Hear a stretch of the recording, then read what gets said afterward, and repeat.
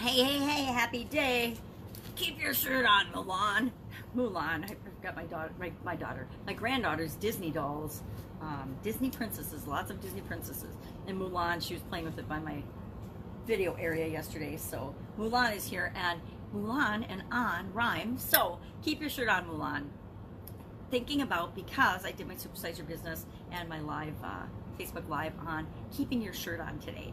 And I actually have a confession. I had to shoot my Supersize Your Business video twice because the first time it was 10 minutes and 21 seconds. When I tell too many stories and get rambling, it gets too long. Anything over 10 minutes, I just trash for several reasons. When I want to share those videos, places you can't share over 10 minutes. It can't even be 10 minutes flat. It has to be under 10 minutes. So 9 minutes and some seconds, but it can't be over, and it can't even be close, because as you transition from different platforms, sometimes it adds a couple of seconds.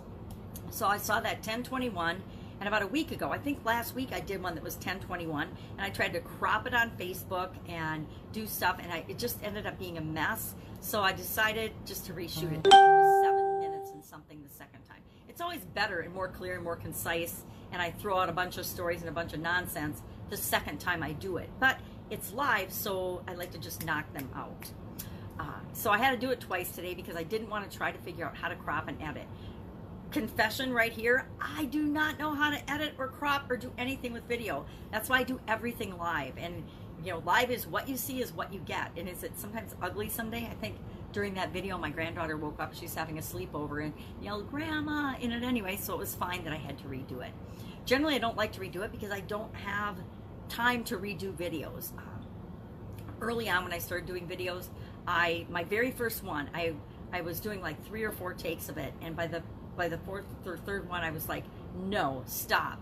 And I turned it off, and I realized that no matter how many times I did it, even if I sat there and I did it 50 times, there was going to be something about it that I hated or I didn't like or that wasn't right or that I stumbled on. And I still get stuck on my tongue and say the wrong thing and use the wrong word. I did it this morning in my 365-day fun thing a day challenge.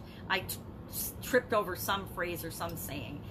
And wouldn't it be nice if you could have an editor that went around and took all that out and made them perfect? I guess so. But then no, because I want people to know that when they meet me, this is who I really am. I don't want them to say, "Oh my God, you're nothing like you are in your videos. You're so different." Because there are people that you know are not like they are on their videos. And some people like that, some people don't.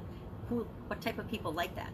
People who are not being themselves and are faking are attracted to that. Well, I don't want to work with people that are fake and that are acting like that. So that's why I live video, and I want to just be myself and do it. So keep your shirt on was the topic of that video, which, being a very impatient person, which is really interesting because this is day 726 of just documenting my journey.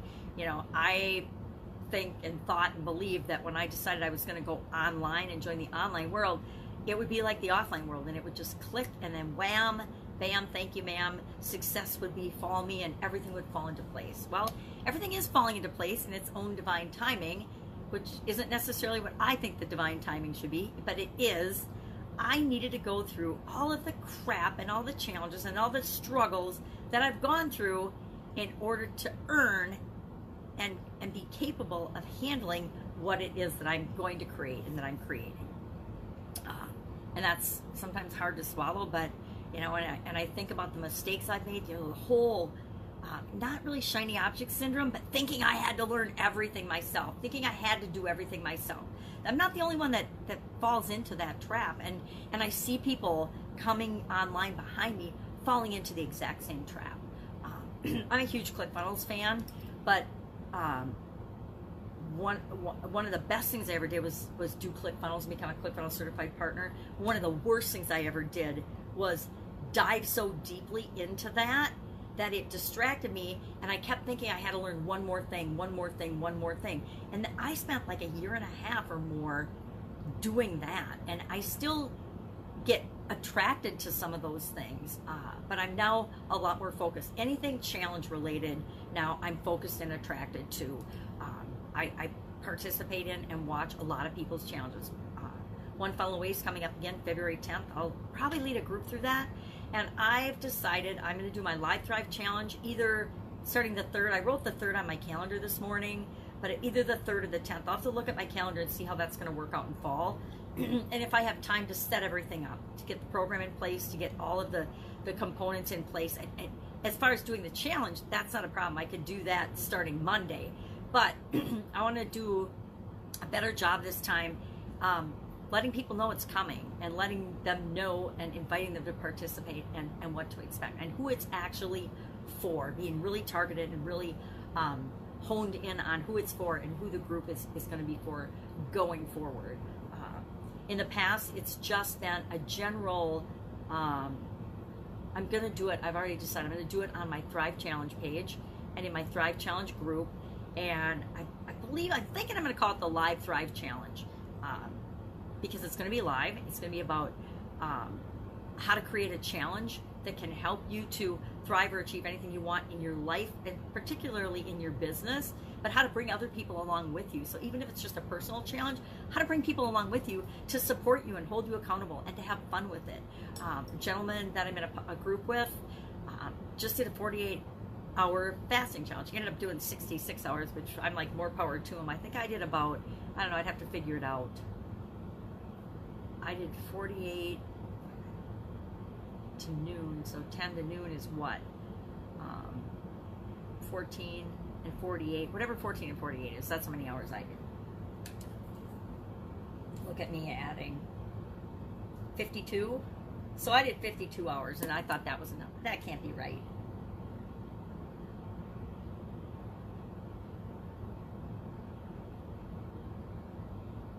$62 hours, I guess I did, right? 4 and 8 is 12, carry the 1. So I did 62 hours. Boy, my math skills are rusty. So 62 hours, which was plenty.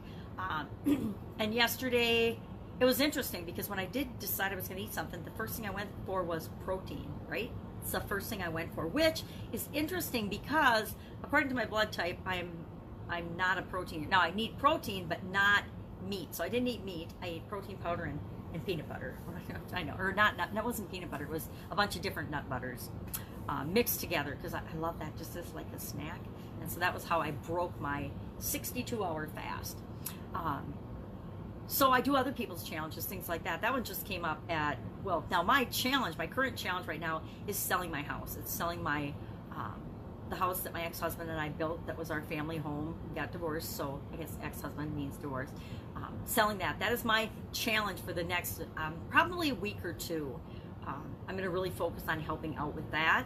And then that's why I'm trying to decide February 3rd or 10th. It depends. We got an offer already, like the first day. So I have to decide if we're going to, definitely not going to accept it, but if we're going to counter it and how we're going to proceed with that.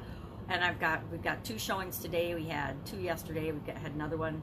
So things happen fast. So I have to focus and pull my attention away from my personal things and business and work or whatever, and do that, focus on that. So that's my challenge, my interim challenge when I think I don't have a challenge. But again, I've got the 365-day fun challenge going on. I am also doing, Mel Robbins has a challenge that I just found out about a couple of days ago. Dream Big. I think it's the best decade ever, she's calling it. The best decade ever challenge, and I just found out about it, so I'm trying to go back and catch up on the days. We're having a sleepover with my amazing granddaughter, so I'm hanging out with her for a couple of days too, so try to mesh all that together. But challenges are the focus. Challenges are the thing. Now, I notice my reticular activating system is coming up. The more I narrow my focus, the more I'm seeing how many people are in that same focus, and automatically our false belief pops up and says, who are you to do that? Who do you think you are? There's all kinds of other people doing that. They've done all these challenges and they're so successful. I mean, ClickFunnels has done their One Funnel Away challenge for almost a year now. I don't know if it's a year or not. I'm trying to think, did they start in 2018 to 19? So it's a year, over a year they've been doing that. And they've made, I'm sure tens of millions of dollars, if not more from that.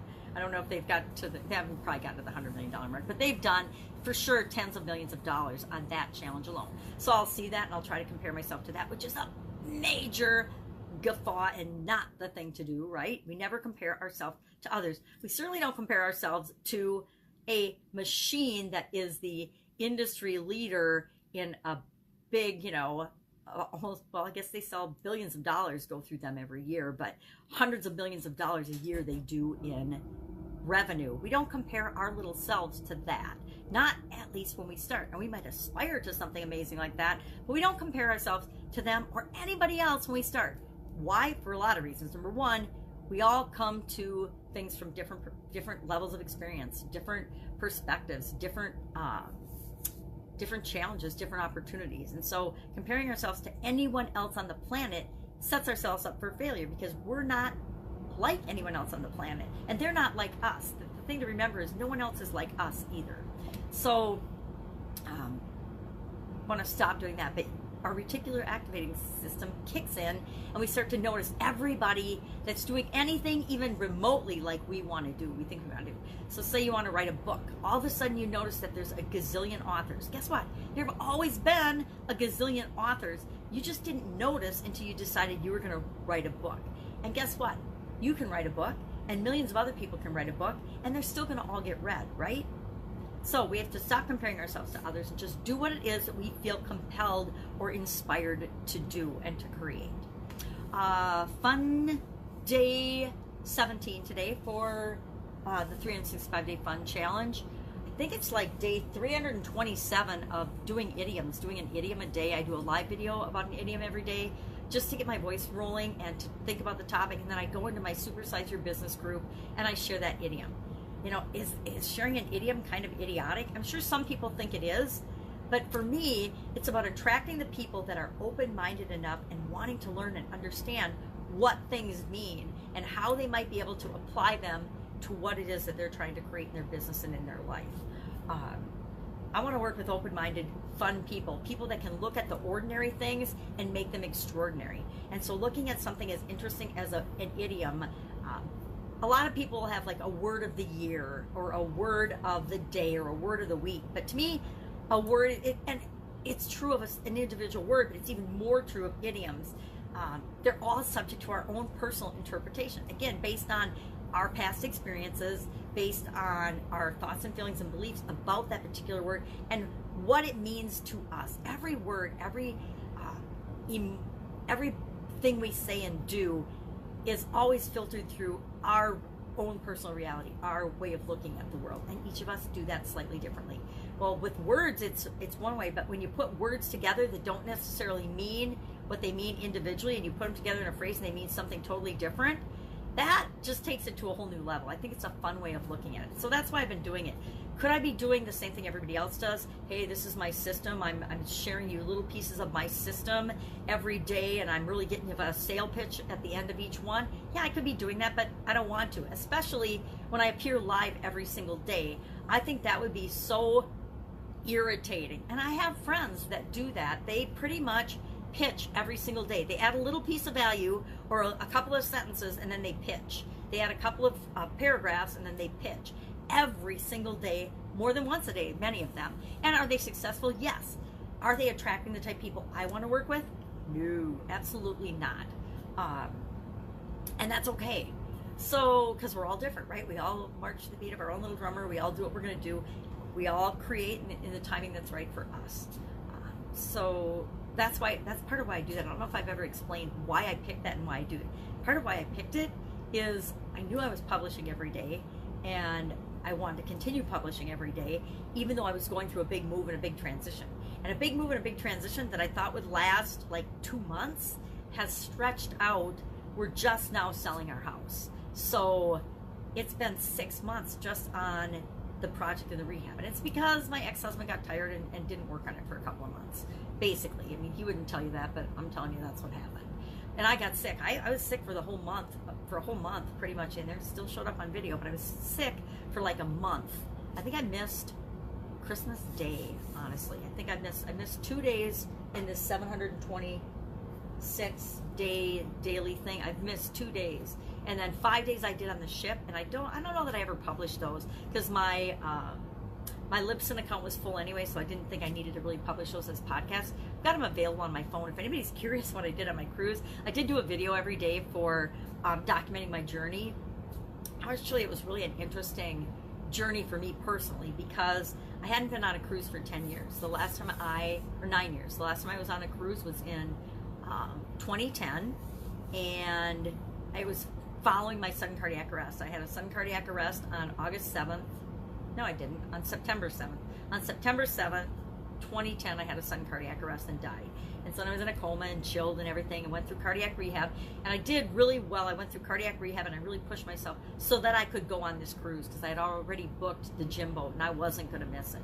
So I was on the cruise, and then a lot of stuff happened in the next 9 years and I didn't go. And then last year I told Jim I would come, and so once I tell somebody I'm going to do something and commit to it, I actually do it. I had no idea how I was going to pull that off, because I've got other challenges that make it really difficult, but I still did it anyway, and I had a blast. And did I sign up for next year? Absolutely, positively did. Of course, I'll be there next year, and probably every year that he does it, because I love, it's a smaller mastermind networking group, and I just love the way it's transitioned and become. It's really an intimate, fun group to go with.